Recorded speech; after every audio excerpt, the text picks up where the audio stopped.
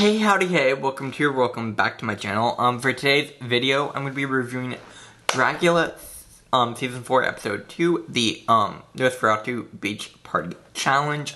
So if that sounds good to you, make sure to hit that like button, comment down below, and hit that subscribe button. If you haven't already, come join the Samager Hour community. And without further ado, let's get this review started.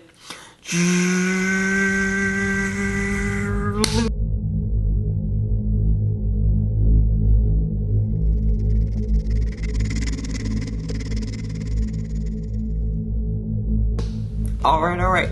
So, obviously for today's video, I'm going to be reviewing, Dracula Episode 2, the Nosferatu Beach Party.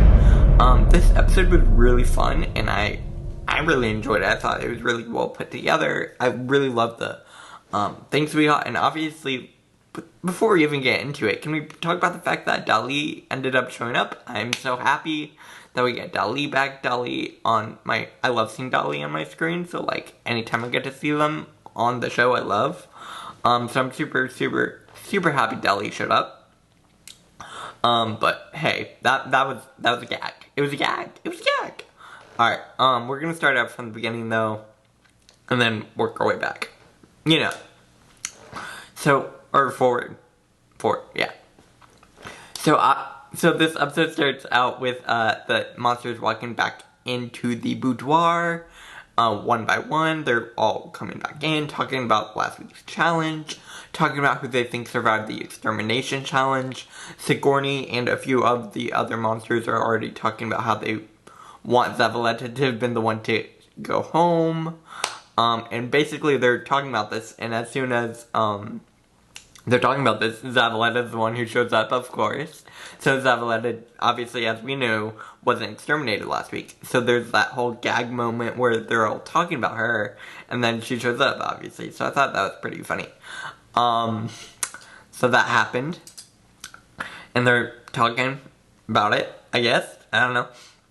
And then we go to the stage where they go to the stage where the Boulets introduce the main challenge, which is, of course, is going to be the, Nosferatu Beach Party. So, Vampire Beach Party, they all have to get in vampire drag and perform in partners to a lip-sync beach song moment. And, of course, before they get ready to go back, the Boulet brothers are like, oh, wait, there's a surprise. And then Dali shows up, which of course was a gag. I love getting to see Dali, like I said. I think Dali is a fabulous competitor and a fabulous person to see on my screen. So, with that being said, Dali shows up, and then they also announce that they're gonna have to do a mini challenge to figure out who will be the one to assign partners and all the above for the main challenge. And of course for the Fright Feat, which is the mini challenge, they have to eat a bulb of garlic and drink a cup of pig's blood. And the first competitor to finish is the one who wins the mini challenge, obviously, and gets to assign partners and also all the above.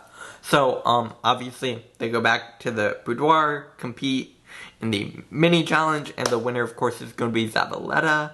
So Zavaleta gets to pick everyone's partners. And I think ultimately in the picking of partners, Zavaleta was very fair with it. I don't think Zavaleta specifically tried to target anyone, as far as I'm concerned. So thought that was nice. One thing they said is, like, if you can't compete with what you're given, then you know, that they were trying to be fair with it, which I agree with. I appreciate. Basically, I guess, yeah, that's about it. So Zavaleta first, of course, picks Saint as their partner. Then, of course, we get Mary and Coco Kane. Then we get Bitter Betty and, of course, Jade Jolie, Dali, and Hoso. Which also, Dali and Hoso is an amazing pairing, and I'm obsessed.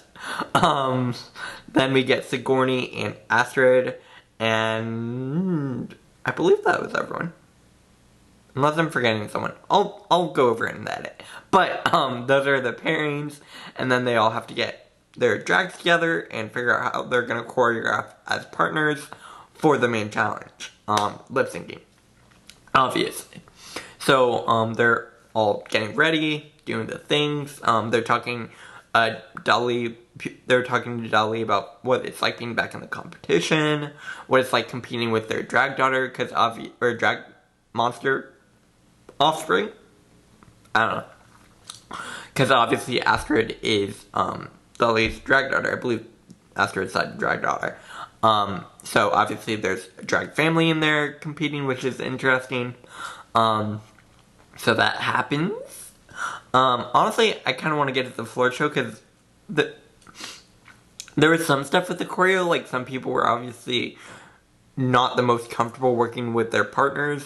For example, I don't think Coco and Mary got along super well as partners. I also don't think, I mean, Sigourney and Astrid were fine, but I do think they could have been better. I don't know, as a partner.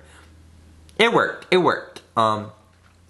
But obviously I mostly want to get to the floor show because that was where the most entertaining part of the episode was, obviously. So we're going to talk about the lip sync performances, partners, the looks, and all the above. So first, I really want to talk about Saint and Hoso. Oh my god. Oh wait, no, it wasn't Saint and Hoso. Saint was with Zavaleta. Saint, I love Saint. I think Saint did really, really well. And Zavaleta did really well too. Zavaleta really rose to the occasion, especially after last week being in the bottom. So that was really nice to see. Of course, we get Bitter Betty and Jade Jolie, who were fine. I don't think... At one point, Bitter did lose her wig, and which wasn't ideal, obviously. In terms of Bitter's look, I was a little bit bored. I don't know, maybe that's just me. I think Jade did a pretty good job. Of course, we have Hoso and Dali. Oh my god, I love this pairing. I love this pairing so much. I love Hoso and I love Dali, and they both killed it. I think they both did really, really well. Then, of course, we get Astrid and Sigourney, who honestly kind of faded to the background for me. I don't know if that was the way they edited it together. I don't know. And then finally, of course, Mary and Coco, who I think did okay. Obviously, when we get to the judges' critiques, I'll talk about it more. But it wasn't bad. It wasn't bad. It wasn't the best. Yeah, let's put it that way. Obviously, so they all competed. They all did their performance. And then when it comes to judging, they're all going to be judged individually, which was a gag. And of course, also for this week's guest judges, we get Vanessa Hudgens, which I'm like, why are you bringing Vanessa Hudgens on Dragula? I don't know, maybe that's just me. And the other guest judge, I forgot their name. I am terrible at this, I'm sorry. But I think they were fine. I just don't, I like the other guest judge more. I was not a big fan of Vanessa. Vanessa, I don't know, maybe I'm, whatever. She's so into blood right now. Anyways, so when it comes to judging, the safe monsters are going to be Sigourney, Jade Jolie, and Mary Cherry. Of course, they do single out Mary Cherry at one point and say, hey, you need to really be here and stop relying on your legacy status in Brooklyn. I thought that was an interesting moment. Also, Mary was the only one who wasn't a super obvious vampire, which I think is what saved her, I guess. I don't know. It was interesting. So those are the three who are safe. And then we get our tops and bottoms. The tops this week are obviously going to be Dali, Saint, Hoso, and Zavaleta.